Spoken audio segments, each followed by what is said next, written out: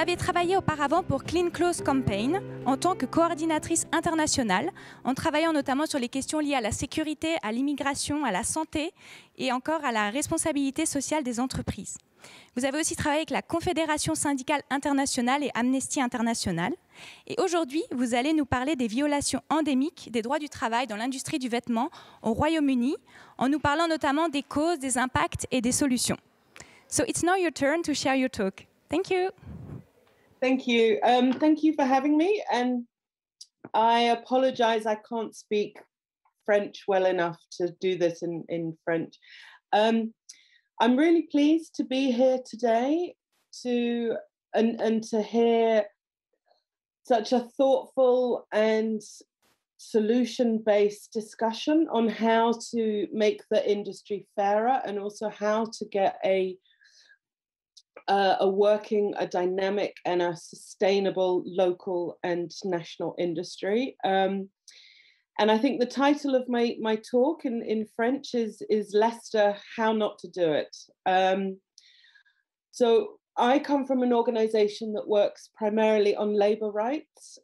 So we look into and we lobby for the rights of garment workers all around the world for improved wages, health and safety at work, safe factories, the right to freedom of association.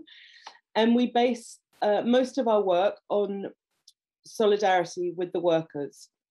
And we feel that at the root core of the industry, things need to change. So for maybe 20, 30 years, we have seen a tinkering around the edges. So companies have produced very beautiful codes of conduct. They have made pledges about improving wages. And yet we still see endemic labor rights abuses in the global fashion industry. It's an industry, and I realize many of you are entrepreneurs and business owners. So here I'm talking about the big brands, the H&M, the Primark, the Marks and Spencers, the Carrefours of the world, and not small independent businesses. So their business is primarily based on low cost wages, on labor intensive work. So we've seen the outsourcing model since the 70s and 80s, outsourcing to countries that were then very cheap. So China, for example, and then increasingly, because fashion is quite a flexible and easily movable industry, we see companies moving production from China. Now the wages have increased to places like Myanmar and now increasingly to parts of Africa. And what we find is even where in places, for example, in Ethiopia, where overheads are very expensive, electricity, freight, things like that, labor is cheap. And labor is the area where manufacturers and brands make their money. That's where they reduce. So England, or the UK, has had a long history of garment production. And there's two sides to garment production in the UK. One is the sort of high market, small scale business. So like, for example, in Scotland, you have woolen, very expensive wool being produced. You have linen in Yorkshire. But increasingly, since the turn of the century, and especially since the COVID pandemic began, we have seen industry similar to industry in Bangladesh taking off in Leicester. Leicester is a city in the middle of the UK. It was traditionally a garment industry. It was known for its production of nylon. And at one point, the slogan was that Leicester closed the world. But what we see now with fast fashion is that there is a lot of near sourcing by brands because the benefits have increased. So things like high turnover and quick turnover, it's much easier for a fast fashion brand, and most of these e-retailers to source from, let's say, Eastern Europe, or even, in Prato in Italy and Leicester in the UK. They can get an order for, let's say, 400 pieces done in 2 weeks' time. And then if that garment is popular, they can increase that order very quickly. They can see the clothes, they can get samples made. So there's lots of benefits to nearshoring. And what we want to see in the UK, but also in Europe, for Labour Behind the Label and the Clean Clothes campaign, is an industry that pays well, that provides decent work, and that is sustainable. But what we're seeing now is an industry that is replicating conditions that we saw 10 years ago in Bangladesh, in Cambodia, in Vietnam. So in Leicester, we knew that there was a lot of issues. It was estimated, maybe 7 years ago now, that the average wage in Leicester for garment workers was £3 an hour. The minimum wage then was £8. The minimum wage is now around £9, and still the average wage is around £3 to £5. So there's endemic underpayment of wages. There's usually no holiday pay, no benefits. In many cases, there's no proper contracts. Leicester is characterised by many small workshops. So the average size of a factory is around 10 to 30 workers. They're very small. They operate in very rundown buildings. When I visited Leicester, I've been actually shocked at the state of the buildings, the lack of fire exits, the unsafe stairs. And what happens increasingly now is that factories operate with coverings on the outside of the windows, so no one can know if there is a shift, if they're working or not. So we heard increasingly stories, pretty much horror stories of working conditions during the pandemic last spring. We heard of workers being forced to work in a crowded workshop, even though at that time there were strict regulations about social distancing. Workers being forced to work in workshops with no access to running water or toilets, so no possibility to sanitize. Workers not being given masks. Workers who did get sick from COVID were not given sick pay. Instead, they were laid off. We also heard massive abuse of the furlough system, which I guess you have similar in France, where the government has been paying wages of workers a certain proportion while they weren't working. So what we heard was that factories continued to produce and at the same time claim furlough for the workers. The workers didn't get the furlough, the factory owners did. And at the same time, to sort of make a catastrophe waiting to happen, people in the UK, like in many countries, started ordering clothes online at a much higher level. Now, Boohoo, you've probably heard of Boohoo. Boohoo is it's now massive. Last year, it took about 70 to 80% of production in Leicester. It rapidly increased its production. And this meant at the same time, workers who were supposed to be social distancing were actually working harder with more people on a shift. We also investigated companies and we found that there were actually 70 new garment factories registered in 1 month. So that was May last year. Half of those we believe were genuine companies set up to cope with the influx of orders from Boohoo and other e-retailers in the UK. And the other half were set up, we believe, to cash in on furlough. So they had imaginary workers. So we investigated this. We produced a report last year. The report, usually our reports don't get that much attention. I wish they did, but they don't.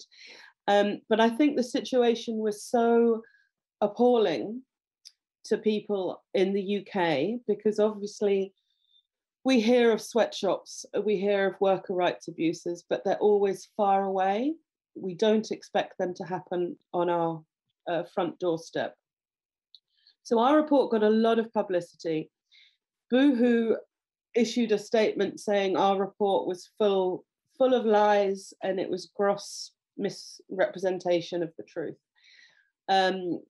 A national newspaper then sent in an intern to get a job the following week at a garment factory, and he got paid, I think it was £4 an hour. And they went with this story. Boohoo eventually had to say, yes, there were problems. And since our report, we saw several things happen which are positive, and many things not happen. For a start, in the weeks after our report, we saw the Boohoo share price drop 50%, which was an unexpected gain. And I think from that, we have now had a lot more conversations with investors, because for us, investors are one of the key reasons why the garment industry continues to base its profit on exploitation. We also saw Boohoo set out a so-called agenda for change. They have now published their supply chain. They have done this globally and in the UK, whereas before they hadn't done this, unlike most other big UK brands. They also have promised to transform their buying department. And they've set out various other things. The problem is that they have not, and many brands still have not done this, talked about purchasing practices. So instead, what they have done is they have laid the finger or the blame on suppliers, on manufacturers. So they have set up a narrative where these manufacturers are criminals exploiting vulnerable workers, which many of them are. But at the same time, the situation is as a result of low pricing. So we know, for example, that Boohoo and other companies are asking suppliers for prices that are below prices that would be paid in Bangladesh or Pakistan. We've seen the invoices, we've seen the demands. And that means that suppliers, who are often these small factory owners, if they want the work, they take the job. They have little leeway in terms of their overhead, so they reduce wages. And because the situation has been going on for over a decade, it's now normal in Leicester. So garment workers know they will never be paid a proper wage, but they know in return that they will have flexible hours. In many cases, workers don't speak English. Many of them are South Asian, UK residents, UK citizens, but many women don't speak good English. They have been supported by factory owners to claim benefits at the same time as taking a job. And for this reason, government agencies also see the garment workers not as victims, but also as criminals, because they are so-called exploiting the system of benefits. But what really is the issue is that there is little decent work in Leicester. It's all the same. Pricing by brands is so low that suppliers cannot afford to pay proper wages. So we know, as a result of our report, we contacted a lot of UK brands, and we have set up it's a joint working group It's exhausting. It involves a lot of stakeholders. And the aim of our discussions is to develop an enforceable binding agreement between brands, suppliers, and trade unions. So the idea of this is to include business standards which isolate the labour cost. So in pricing, you have transparent pricing that brands commit to asking for higher prices. There is transparency in terms of audits. There is transparency in terms of remediation. So at the moment, what happens is that workers who have been underpaid, that want their missing wages, they have to either go through the government and wait 2 or 3 years to get a payment, or nothing happens. So we want to see remediation of workers as a key thing. And instead, what we see, for example, from Boohoo is they have set up a charity. So this charity is supposed to help garment workers in poverty. And our stance is that workers need rights, they don't need charity. We don't want workers to be given access to food banks when they should be getting a decent wage. In terms of what hasn't happened, some of this I think is a global issue, and some is particular to the UK. So we have seen our government, which is, if you don't mind me saying, is a particularly awful government, really resisting any attempt to legislate. So they, again, in response to our report, they set up a task force of enforcement agencies, labour law enforcement agencies that went round to the suppliers in raids at midnight, which is fine. They've identified, many cases of abuse. And yet again, it's like the game whack-a-mole, where you hit things and then they just come up. They're refusing to look at the regulation.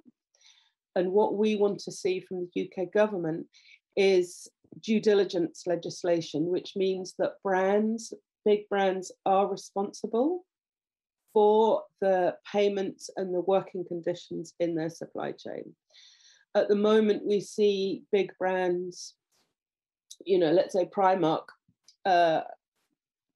there's a media expose of a sweatshop.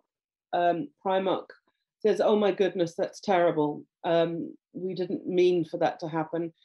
And nothing happens. It continues until the next expose. So we really need to make brands financially responsible to say, if this happens in your supply chain, you have to fix it. You have a responsibility. Our government instead is very much looking at criminal suppliers. It's very much linking abuses to modern slavery and immigration offences. So in the past 12 months, there's been a task force looking at Leicester as a result of our report. And they have investigated, I think, 400 factories.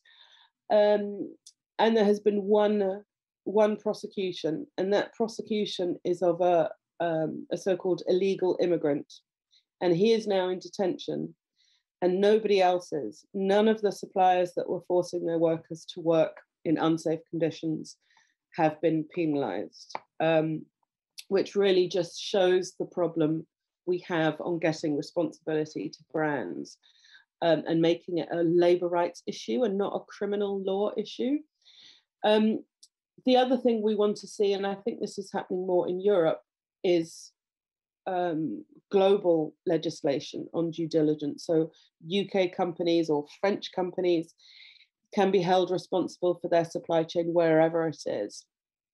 The other thing we want to see is the involvement of unions. So we have managed to get an agreement signed between 3 big brands and local unions, where unions will enter the workshop and do investigations. And this I think is really key, because before this, you didn't get unions in the workplace.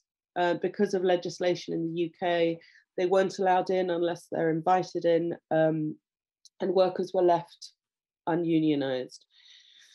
So we have a long way to go, and I'm going to stop there. But I think, yeah, I will stop there because I can see we have a question.